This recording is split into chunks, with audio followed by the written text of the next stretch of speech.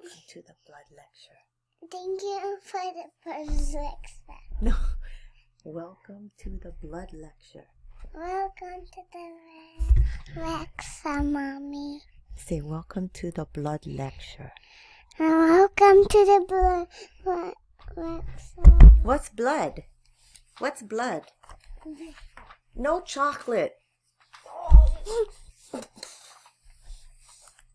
All right, we're going to kick off our immune lecture with lecturette 1, which is blood. And as a reproductive endocrinologist, blood is really close to my heart. And blood is a magical connective tissue. And most people don't think it's connective tissue, but it's because it's liquid, but it is a connective tissue, okay?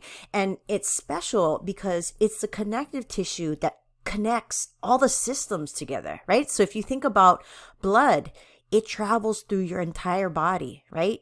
Travels through your eye, your digestive system, your heart. It's everywhere, and it really provides us the nutrients and the sustenance we need to sustain life. So what's in blood, right? So what you're seeing here is you have whole blood in a tube, and whenever you want to separate a heterogeneous mixture into its separate component parts, you spin it under high speed. And this is what you're seeing right now, these different layers. So this top layer, this is plasma, okay? A majority of blood is made out of plasma, over half, and it's made out of a lot of different components, right? So majority of plasma is water, and this is why we have to drink water every day, and this is why it's dangerous for us not to have enough water every day, is because we need water in order to maintain our blood volume. Now, electrolytes are being carried here, right? Salt, sugar, potassium, all of the ions that we need in order to run the battery of the cell. There's a bunch of proteins in here, right? Amino acids that you ate, carrier proteins, hormones that are proteins, some enzymes are floating around in your bloodstream, right? And gases, most importantly, oxygen and carbon dioxide. This is the way that they can be transported throughout the body, right? Now, blood also allows us to take away wastes, and we can now shuttle wastes from every cell in our body and take them to the lung and the kidney, right? And through the digestive system as well, okay? So this layer here, this is your platelets and your white blood cells, which only makes up 1% of your blood. And then the remainder of our blood is made out of red blood cells.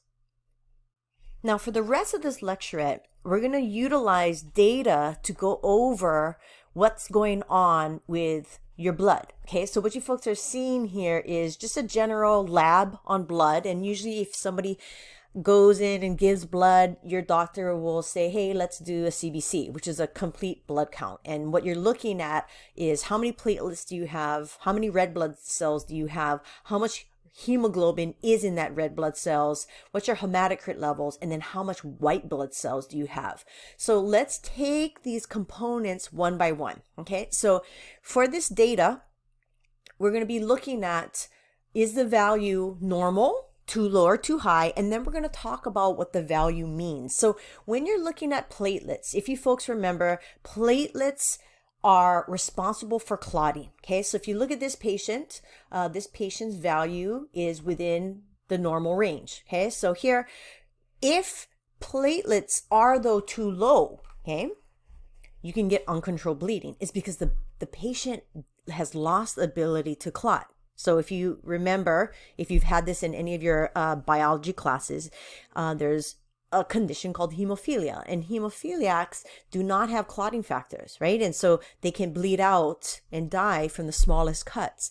Now, if the platelet count is too high,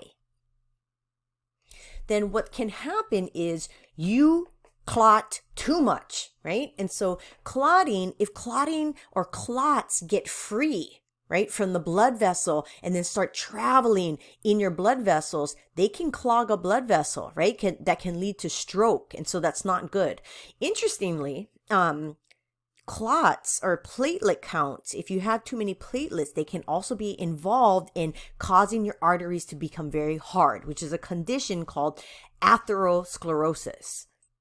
Now let's go over the mechanism of how platelets form clots, right? So there's a process called hemostasis, which literally means blood stop. Okay, so stopping blood loss.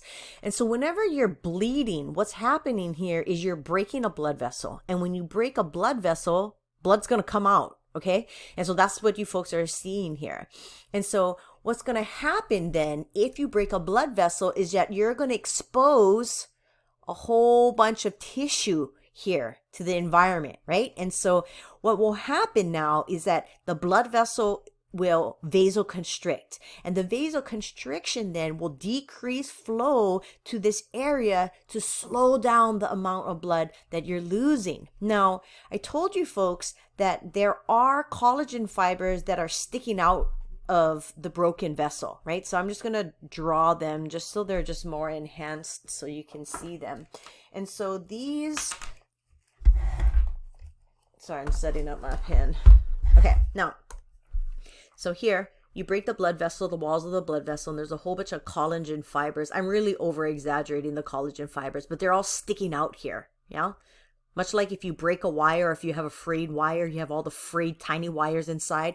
That's what it looks like, okay? So what's happening now when you have that frayed collagen wires exposed because of the broken vessel, that's where the platelets get stuck. They get stuck on those exposed collagen fibers, and they form now this plug, okay?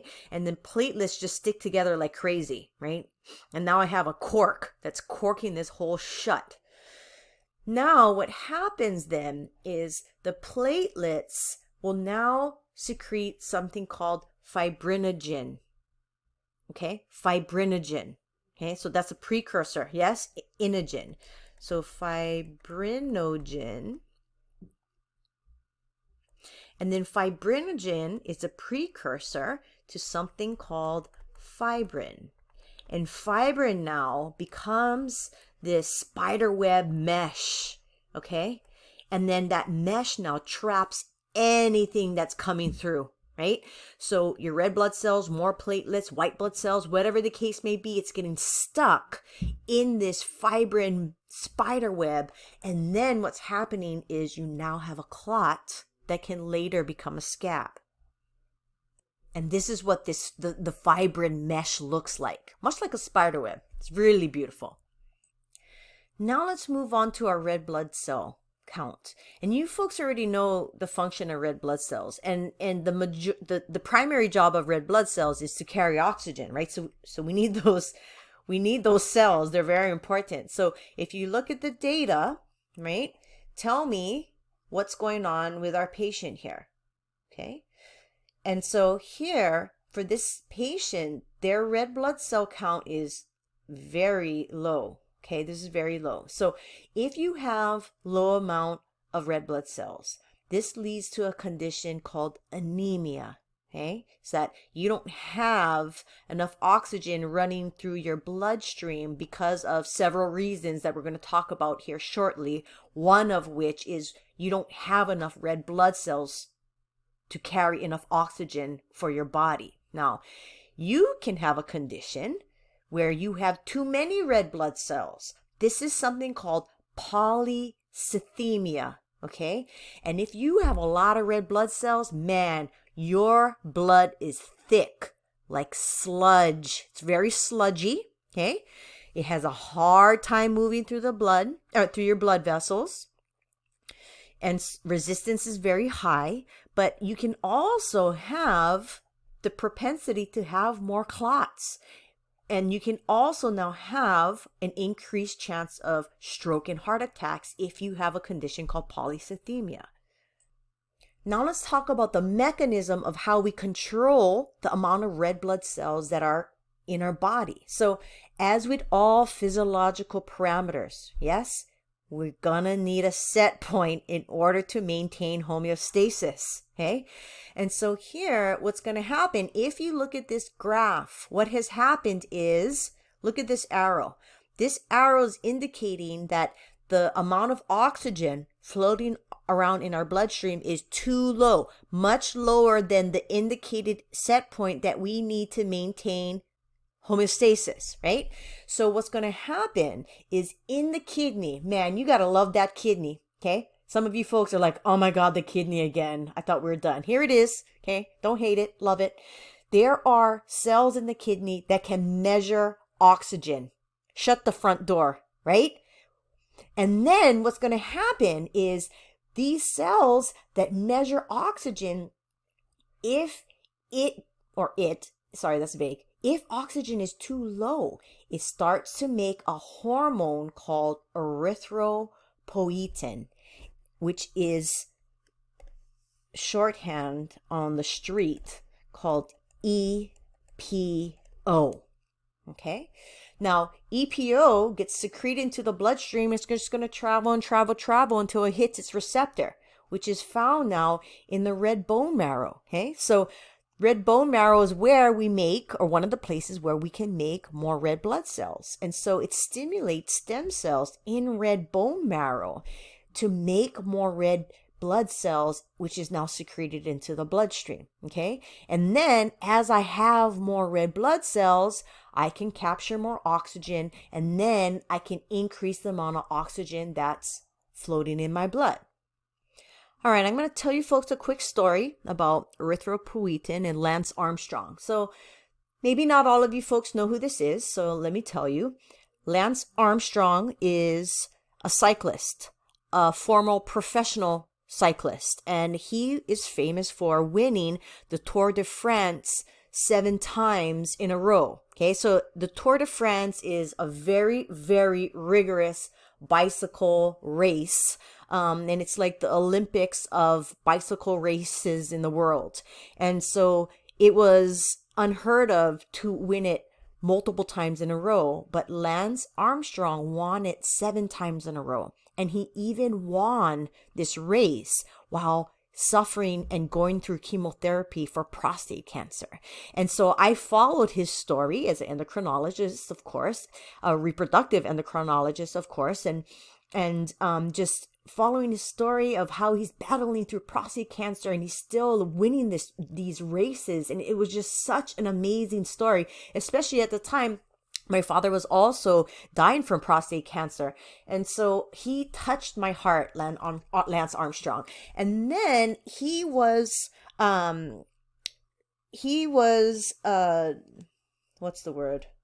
suspected of doping, right? So doping in athletics is when you take any type of perform enhancing molecule.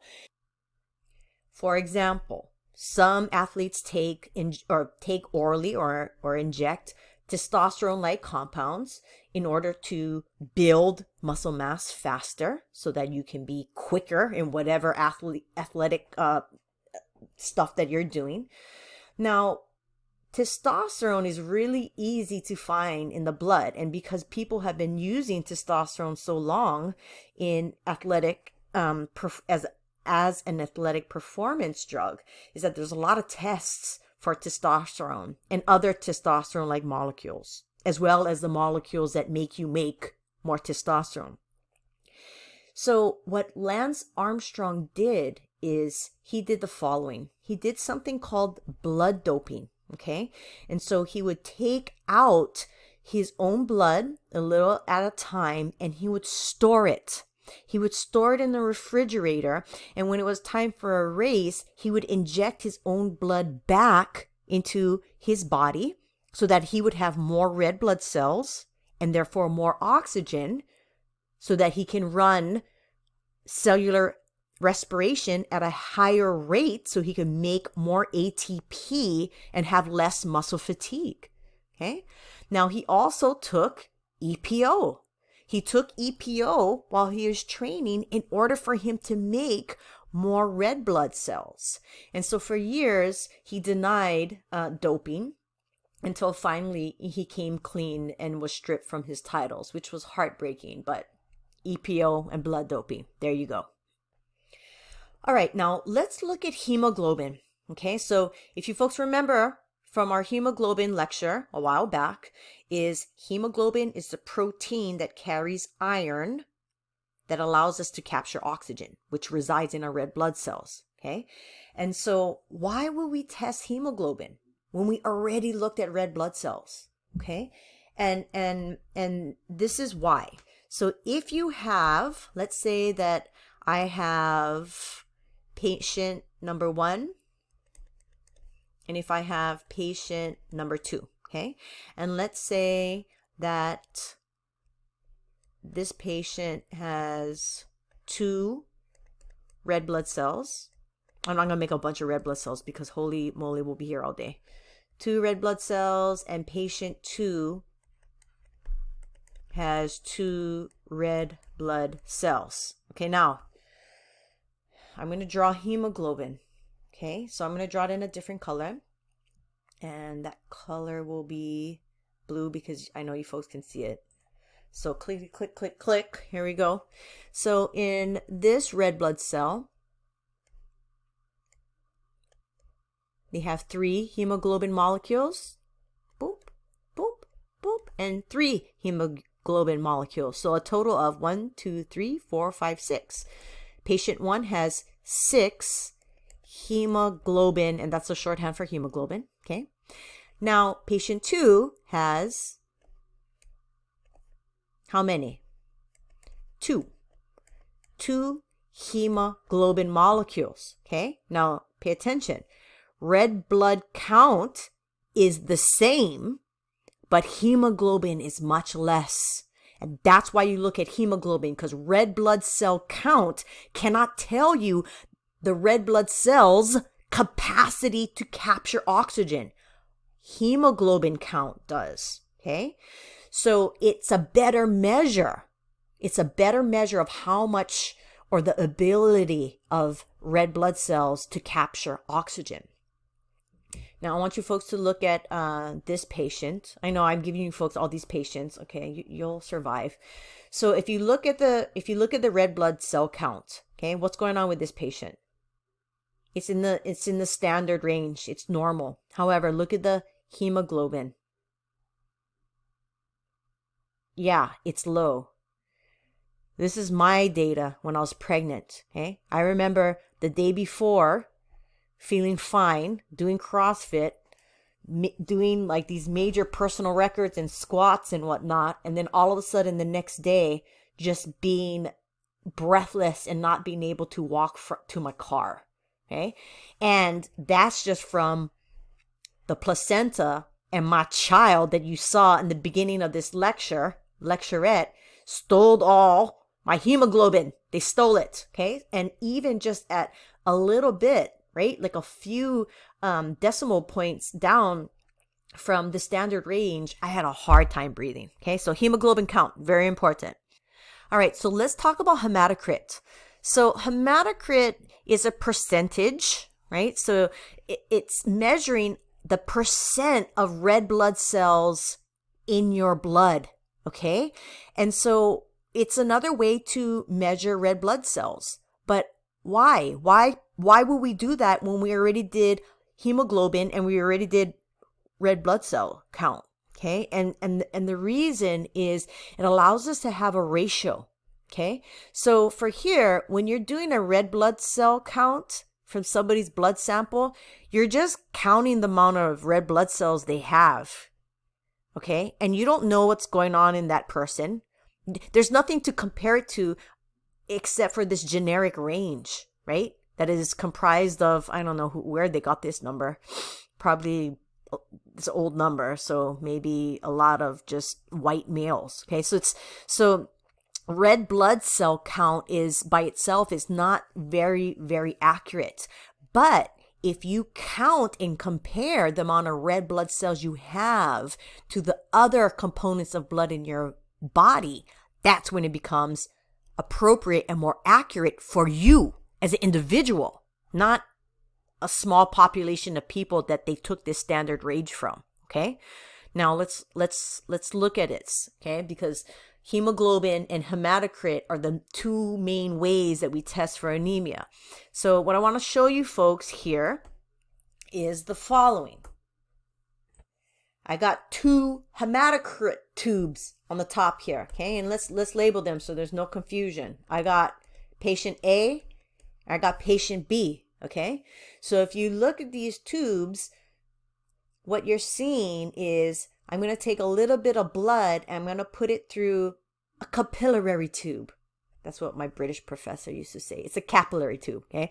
And all a capillary tube is a tiny glass tube. I mean, that thing is so skinny and thin. It's like the thinnest glass toothpick. It looks like that, but straight, okay? And it's about this tall, but it's much thinner. And I'm trying to draw it for you, but that's kind of what it looks like. And then you can just put a little bit of blood in here. Maybe like 10 drops is what you need to fill this capillary tube up. And then you plug it with clay and then you spin it. Spin, spin, spin, spin, spin. And then of course you're going to have separation of blood into its component parts, which you know is going to be plasma. This thing called the buffy coat is a nickname for the white blood platelets area. And then you have your red blood cells. Okay.